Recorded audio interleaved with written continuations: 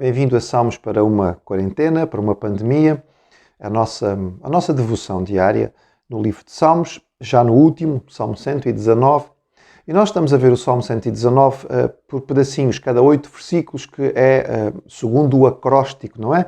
Começados por uma letra diferente. E hoje nós vamos ler os versículos de 49 a 56. E a letra hebraica aqui, que inicia cada um dos versos, destes 8 versos, é a letra Zayin. Temos também visto que, de alguma forma, cada conjunto de 8 versículos referentes a uma das letras pode representar uma bênção da palavra. Ou seja, sendo todo o Salmo uma exaltação da Bíblia, da palavra do Senhor, especificamente da Torá, da lei, cada parte pode nos mostrar algo que esta lei traz para nós. E aqui a bênção é o consolo no meio das tribulações, no meio das dificuldades. Diz assim então o Salmo 119, do verso 49 ao 56. Lembra-te da promessa que fizeste ao teu servo, da qual me tens feito esperar. O que me consola na minha angústia é isto, que a tua palavra me vivifica. Os soberbos zombam continuamente de mim, todavia não me afasto da tua lei. Lembro-me dos teus juízos de outrora e me conforto, ó Senhor. De mim se apoderou a indignação por causa dos pecadores que abandonaram a tua lei. Os teus decretos são motivo dos meus cânticos, na casa da minha peregrinação. Lembro-me, Senhor, do teu nome durante a noite e observo a tua lei. Tem-se dado assim comigo, porque guardo os teus preceitos. Conjunto de aspectos bem diferentes neste pedacinho do Salmo, mas que trazem sempre lições valiosas para nós. Curioso que o salmista expressa a sua preocupação de que de alguma maneira o Senhor pudesse se esquecer, não é? Dele, do salmista ou da sua promessa. Esta é uma percepção muito humana. Nós esquecemos rapidamente daquilo que dizemos, esquecemos das nossas promessas, ficamos preocupados que Deus esteja parecido connosco e louvado seja o Senhor, Ele não é. E Ele não esquece, nem da sua palavra, nem da sua promessa, nem de nós ou das nossas dificuldades. Esta percepção é uma percepção nossa. Daí que a palavra é a grande fonte de consolo no meio da angústia. O Consolador, segundo a palavra de Deus, é o Espírito Santo. E o Espírito Santo é aquele que inspirou a Escritura. Logo, é natural, sendo ele, por excelência, o Consolador, na ideia não somente de alguém que traz uma palavra de consolo, mas alguém que está ao lado para apoiar. A palavra Consolador dá esta ideia, alguém que caminha junto, alguém que praticamente ajuda a carregar aquele que está em dificuldade. Se esta é a característica principal do Espírito que inspirou a palavra, então encontramos nela este apoio, esta ajuda no meio da dificuldade, seja ela qual for. Se precisamos de conforto, se precisamos de sabedoria, se precisamos de ânimo, se precisamos de força, se precisamos de estratégia, se precisamos de plano, é na palavra que vamos encontrar. Ela é consolo, todo este aspecto ligado à ideia do consolo está nela. Então, quando o inimigo nos afasta da palavra, ele sabe porque é que o faz. Porque na palavra nós temos vida, na palavra nós fugimos da futilidade, na palavra nós encontramos resposta, na palavra nós temos direção, na palavra nós encontramos consolo. Então ele tenta nos afastar da palavra, tirando o prazer de gastar tempo com ela. E o salmista no Salmo 119 insiste o tempo inteiro para que nós gastemos o nosso tempo com a palavra pelo valor que ela tem. O vaidoso, a maioria das pessoas que está à nossa volta, despreza por uma razão muito simples, despreza pela ignorância. É muito fácil desprezar o que não conhecemos. Quando não sabemos o que algo é, nós podemos desprezar. E quantas vezes até na nossa vida já tivemos talvez esta experiência de desvalorizar algo e de repente descobrir o que é e se eu soubesse que isto era assim. Por exemplo, uma coisa simples, algo que nunca experimentamos, nunca provamos.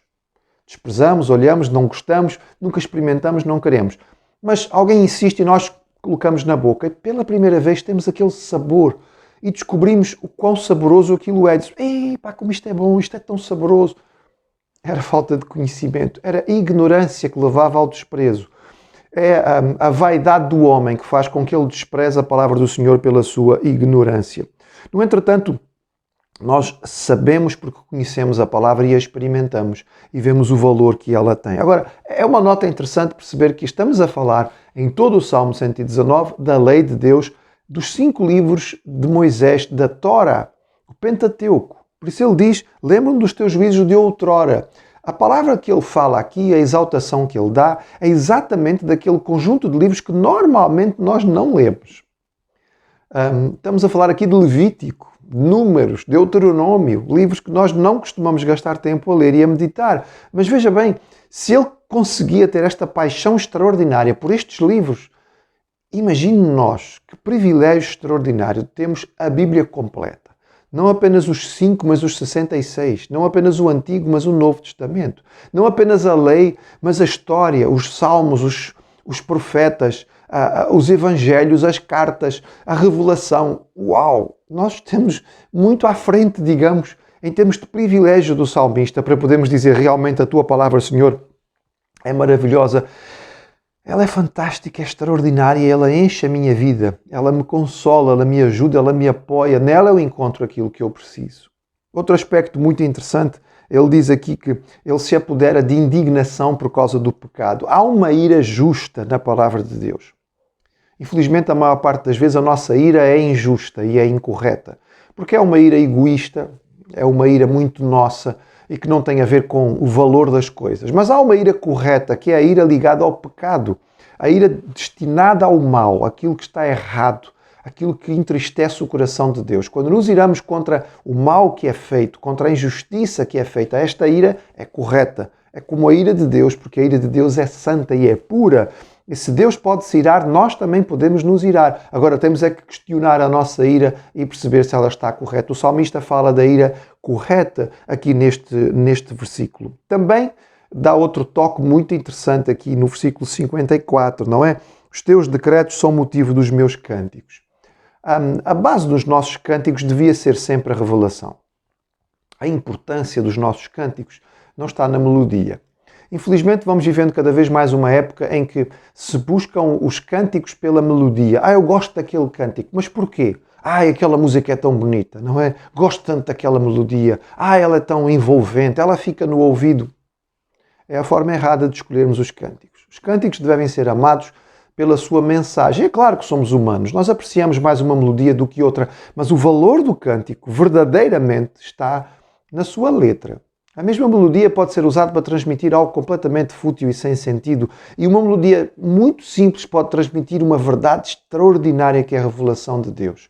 Ao longo da história do povo de Deus, a revelação escrita, a palavra, sempre foi a base dos cânticos de melhor qualidade e deve continuar sendo para nós hoje também. Se antigamente os cânticos eram por vezes até monótonos e a forma de cantar na igreja não era muito elaborada, era porque havia uma preocupação de centrar naquilo que era a mensagem escrita, aquilo que estava sendo transmitido, a letra do que estava sendo transmitido.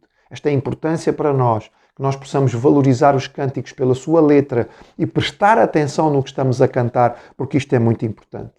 Usar as vigílias da noite para concentrar a nossa mente no Senhor é uma ênfase de salmos, não apenas do 119, mas de tantos outros salmos. Lembro do Senhor do teu nome durante a noite.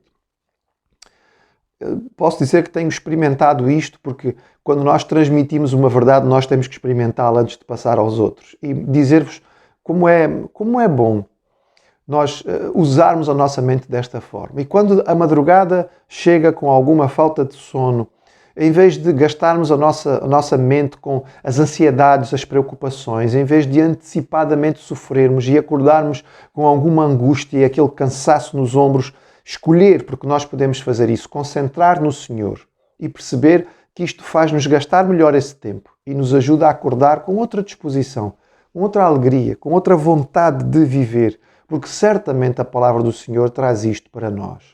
A palavra de Deus, o consolo, a ação do Espírito Santo, que é o grande consolador, naquilo que Ele inspirou, agindo nas nossas vidas diariamente para nos trazer aquilo que nós precisamos.